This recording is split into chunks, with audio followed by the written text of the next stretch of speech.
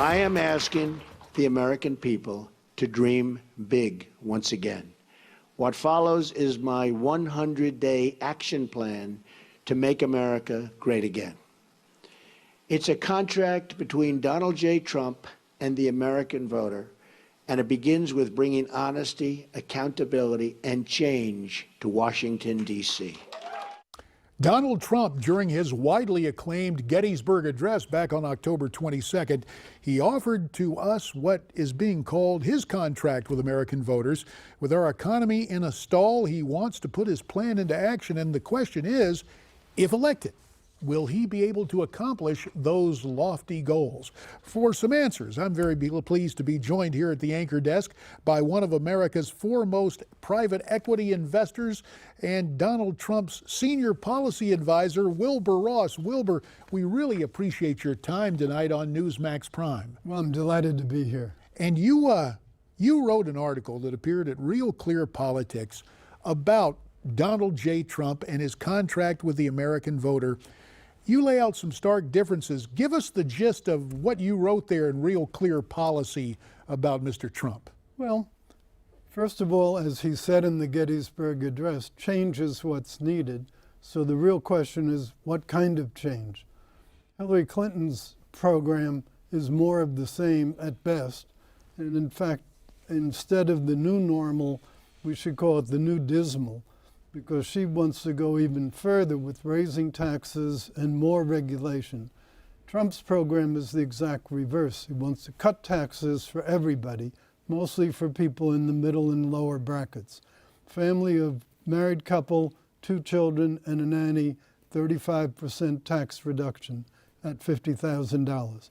75,000, same couple, 33% reduction. $5 million family, same thing, 1% reduction. So it's a very heavily weighted toward the middle, and that's where it should be, because that's where the people need the most help. And the one lesson of economics I remember from my days on the Ways and Means Committee, the late, great Milton Friedman said, if you want less of something, tax it. Right. Conversely, if you want more of something, like working hard and having money in your pocket, right, reduce the taxation. And this concept worked for Jack Kennedy in the 60s, worked for Ronald Reagan in the 80s, worked for us with George W. Bush following the 9/11 attacks. Why do you think there's such I don't know if there's a hesitancy in the American people, but is it just the endless drumbeat of the media? But why would people accept this anemic economic situation we've had under Mr. Obama? Well, it's a great mystery to me. I think they're ideologues rather than factologues. If they were factologues, they wouldn't. But take Hillary's plan for redistribution. You know what it means to the people in the bottom 60%? An average of $100 a year. What is that, 30 cents a day? How is that going to stimulate the economy? What are they going to do, save up for a week and buy a pack of cigarettes? It's silly. And in that article that you wrote for Real Clear Policy, you put forth some staggering statistics. 1 in 4 Americans from the ages of 25 to 54 are not employed. Right. 1 in 6 men aged 18 to 34 either in jail or out of work. 45 million Americans in poverty. How will the Trump contract overhaul that sorry record of performance? No stats. Here's how. By bringing trade back, bringing jobs back that have been exported, we'll be exporting products, not jobs. That's a big difference between the current policy and ours. The people on the left seem to think all trade agreements have been wonderful. Let's take the Mexican one that's been talked about a lot. Prior to NAFTA, we had a $4 to $5 billion a year trade surplus with Mexico. Guess what the cumulative trade deficit since NAFTA has been? Tell me. $1 trillion. Now, you were on Ways and Means Committee. Even for Ways and Means Committee, $1 trillion is a big number. Oh, Wilbur, $1 trillion is a lot of money. But let me ask you this, because, you know, there is a period of time between policy implementation and realizing the fruits of that policy change. We had that lag time with Reagan and the downturn in '82. If the Trump plan is adopted, how long do you think it would take to see a change economically? Well, you start to see some change immediately. As soon as the tax legislation goes through, you'll see the beginning of change. He will put a halt to any new regulations and start to roll back the ones that exist. That shouldn't take too terribly long, because that's a binary kind of a decision to make. The trade part will take a little longer. Infrastructure should be pretty quick, in that the money has been the problem, and government interference with infrastructure development has been another problem. Obama promised in his $800-odd billion turnaround plan to spend a lot on infrastructure. Reality, less than 5% went for infrastructure. Yeah, it went what? Basically to pay off the unions was his situation. Right. And you know, I know that Mr. Trump says Mexico is going to pay for the border, but it seems to me to be a great public works program in terms of the southern border wall. Well, if they would incorporate a toll booth in it, then it would be complete. Then we'd get a revenue stream out of it. Wilbur, you mentioned regulation, taxation. They all come together in one of the most harmful ways with Obamacare. And of course, today is the first day that we see these premiums ratchet up. Mr. Trump was speaking in Valley Forge, Pennsylvania. Let's listen to what he had to say earlier today. When we win on November 8th,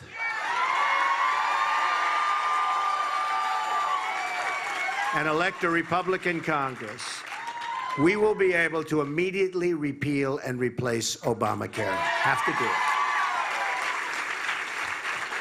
I will ask Congress to convene a special session so we can repeal and replace.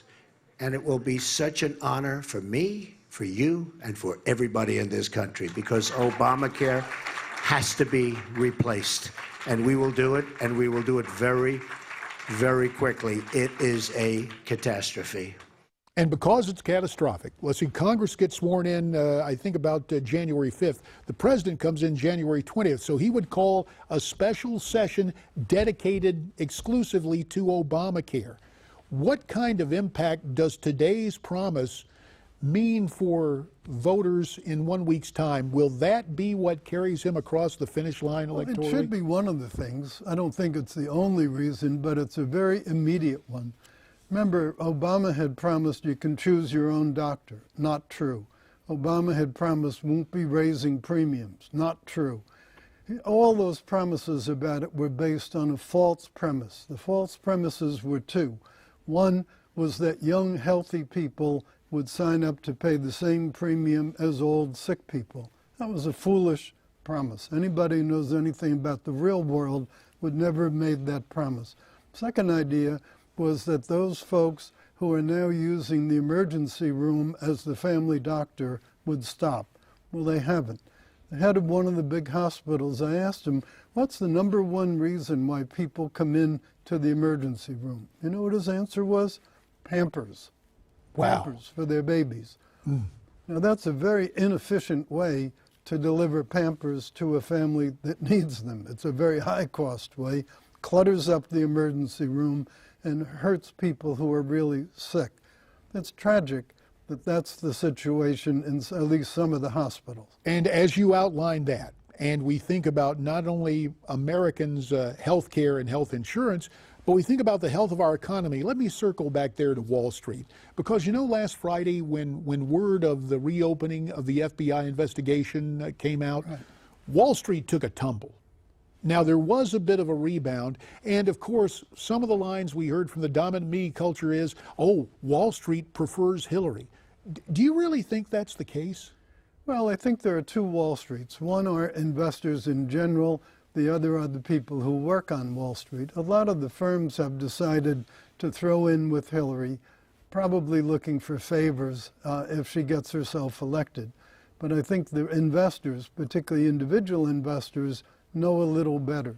Here's why Trump would be better for Wall Street investors than Hillary.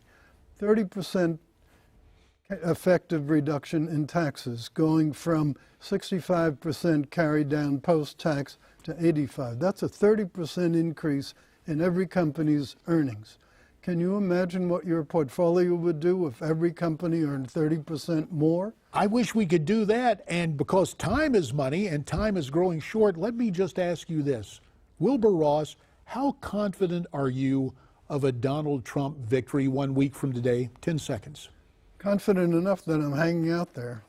Well, you have been one who has been able to look at the future and understand how to apply those lessons in terms of investments. We thank you for coming in tonight, sharing your expertise, some of the advice you had for Donald Trump, and the way it'll be applied. Wilbur Ross, thanks.